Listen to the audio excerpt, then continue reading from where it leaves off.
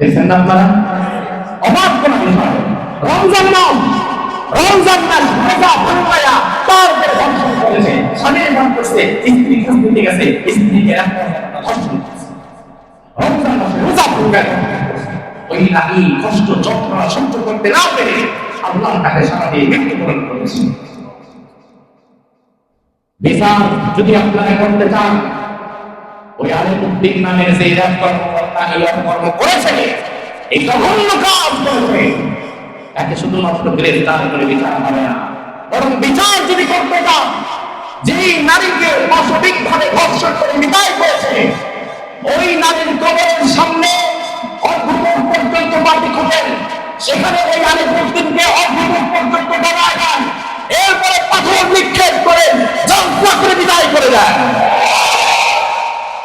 একজন জালিমের হত্যার শাস্তি নিশ্চিত করে, বাকিগুলার পেটের হজম হয়ে যাবে।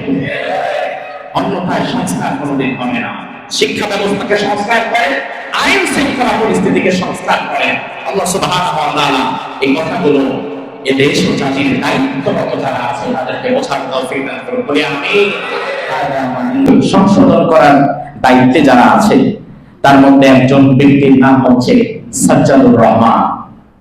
2018 সালে এই লোক নিয়োগ পেয়েছিল। তার আরেকটা উপনাম হচ্ছে রাখাল রাহা।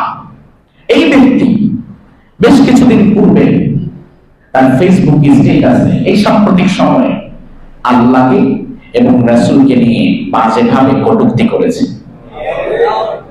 এই বিষয়টা হয়তো অনেকে জানেন, অনেকে জানেন না। অনেক জাতীয় দৈনিক সহকারে অনেক জায়গায় সংবাদ প্রচার হয়েছে।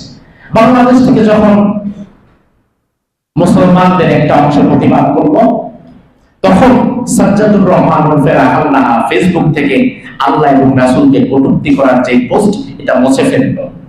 পোস্ট আপনি ফেসবুক থেকে মুছলেন, অন্তর থেকে মুছলেন না।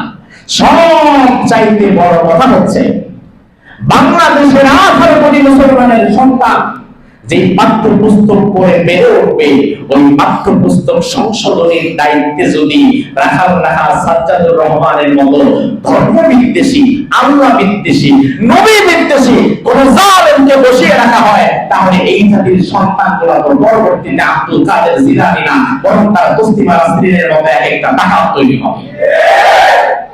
তারা ধর্ম বিদ্বেষী নাস্তিক তৈরি হবে। বাংলাদেশের মুসলমান, এদেশে যেহেতু মুসলমান 92% মুসলমানের সন্তান যে শিক্ষা ব্যবস্থা করে বেড়ে উঠবে, সেই শিক্ষা ব্যবস্থা যাদের হাতে, তাদেরকেও যাচাই বাছাই করার দরকার আছে না নাই? আপনারা আওয়াজ তুলেছেন সংস্কার চাই, সংস্কার চাই, সংস্কার চাই। সংস্কার করবেন কারে দিয়ে? স্বৈরাচার আর রাখাল রাহাদের মতো ধর্ম বিদ্বেষীদেরকে দিয়ে সংস্কার করবে? এখন তো তারা এনসিডিবির দায়িত্বে বসে আছে, এখনো তারা বাংলাদেশের প্রতিটা সেক্টরে বসে আছে। এইভাবে করে কিয়ামত পর্যন্ত সংস্কার হবে না।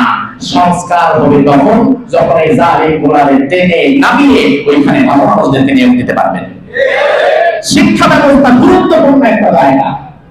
শিক্ষায় যে জাতির ভেজাল, ওই জাতির চরিত্রের মতো ভেজাল। শিক্ষা ব্যবস্থার মতো গুরুত্বপূর্ণ জায়গায় ধর্ম বিদ্বেষী লোক কিভাবে সুযোগ পায় আমাদের বুঝে আসে না। এই জন্য অনতি বিলম্বে তার জায়গা থেকে তাকে অপসারণ করে আরেকজন ভালো ইমানদার কাউকে সেখানে বসানো হোক, এবং আল্লাহ এবং রাসূলের নামে বিদ্বেষ পোষণ করার কারণে বাংলাদেশের রাষ্ট্রীয় আইন যদি না থাকে, প্রয়োজনে আইন সংস্কার করে ধর্ম বিদ্বেষী নাস্তিক যারা হবে, মুরতাদ যারা হবে, যারা আল্লাহকে কটূক্তি করবে, যারা রাসূলকে কটূক্তি করবে, বাংলাদেশের আইন সংস্কার করে তাদেরকে ফাঁসির আইনে দণ্ডিত করে। নিজের দলের রাজনীতির জন্য কত সংবিধান আপনি সংস্কার করবেন, কত আইন পরিবর্তন করবেন, আল্লাহ এবং রাসূলের সম্মান হেফাজতের জন্য নতুন করে কিছু আইন সংস্কার করার দরকার আছে না ভাই? অন্যথায় কোনদিন সংস্কার হবে না। জালিমের পাশে বসাইয়া সংস্কার করা কোনদিন যাবে না। আমরা দেখতে পেলাম বিগত দিনে এক ব্যক্তিকে গুম করা হয়েছে। তার স্ত্রী থানায় গেছে স্বামীর খোঁজ খবর নেওয়ার জন্য। তার স্ত্রীকে র্যাবের একজন কর্মকর্তা থানার মধ্যে বেঁধে ফেলে